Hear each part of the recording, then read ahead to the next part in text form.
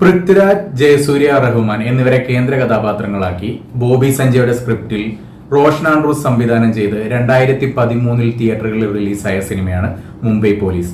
ആ വർഷത്തെ എന്നല്ല, മലയാളത്തിലെ ഏറ്റവും മികച്ച ഹിറ്റുകളിൽ ഒന്ന് തന്നെയാണ് മുംബൈ പോലീസ് എന്ന് പറയുന്ന സിനിമ.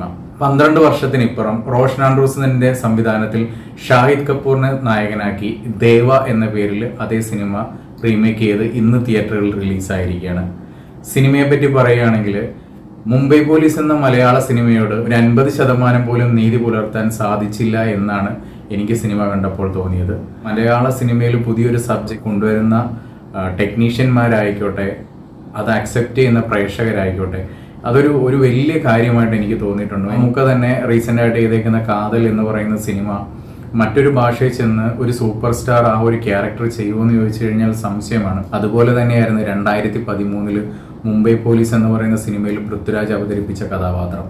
എനിക്ക് തോന്നുന്നത് ഇതൊക്കെ മലയാളത്തിൽ മാത്രം സംഭവിക്കുന്ന കാര്യങ്ങളാണ്. അതുകൊണ്ട് തന്നെയാണ് ഞാൻ പറഞ്ഞത്, മലയാളത്തിന്റെ മുംബൈ പോലീസിനോട് എത്രമാത്രം നീതി പുലർത്താൻ ഷാഹിദ് കപൂർ അഭിനയിച്ച ഹിന്ദി സിനിമയായ ദേവയ്ക്ക് സാധിച്ചിട്ടുണ്ട് എന്ന് ഞാൻ ചോദിക്കുന്നത്. മുംബൈ പോലീസ് എന്ന് പറയുന്ന സിനിമ കണ്ടുകൊണ്ടിരുന്നപ്പോൾ ഒരു സിംഗിൾ ഷോട്ടിൽ പോലും എനിക്ക് എങ്ങനെ ഒരു ലാഗ് ഫീൽ ചെയ്തിരുന്നില്ല.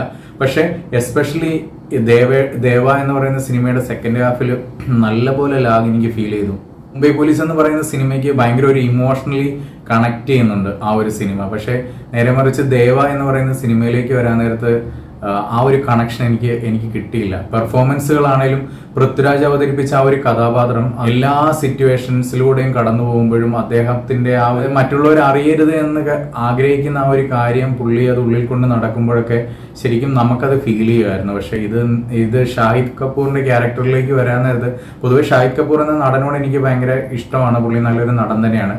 പക്ഷെ ഈ രണ്ട് സിനിമയും തമ്മിൽ കമ്പയർ ചെയ്യുവാണെങ്കിൽ പൃഥ്വിരാജിന്റെ തട്ട് താണു തന്നെ ഇരിക്കും. അത്രയും കിടിലുമായിട്ടാണ് പൃഥ്വിരാജ് ആ ഒരു ക്യാരക്ടർ ചെയ്തു വെച്ചേക്കുന്നത്. ആ ഒരു സിനിമ കാണുമ്പോൾ ത്രില്ലർ സിനിമയുടെ എല്ലാ എഫക്റ്റും അത് ഒരു സീനിൽ പോലും നമ്മളെ ഡൗൺ ആക്കാതെ ഭയങ്കര എൻഗേജിങ് ആയിട്ട് കൊണ്ടുപോകാനായിട്ട് മുംബൈ പോലീസ് എന്ന് പറയുന്ന സിനിമയ്ക്ക് സാധിച്ചായിരുന്നു. പക്ഷെ നേരെ മറിച്ച് ദേവ എന്ന് പറയുന്ന സിനിമയിലേക്ക് വരാൻ നേരത്ത് ആ ഒരു കണക്ഷൻ എനിക്ക് കിട്ടുന്നില്ലായിരുന്നു. എനിക്ക് ആകെ പോസിറ്റീവായിട്ട് തോന്നിയ ഒരു കാര്യം എന്താണെന്ന് വെച്ചാൽ ടെക്നിക്കൽ സൈഡാണ്. Compared to the script and the cinema, Deva എന്ന് പറയുന്ന സിനിമയ്ക്ക് മുംബൈ പോലീസ് എന്ന സിനിമയോട് ഒരു രീതിയിലും നീതി പുലർത്താൻ സാധിച്ചില്ല എന്ന് എനിക്ക് തോന്നിയത്.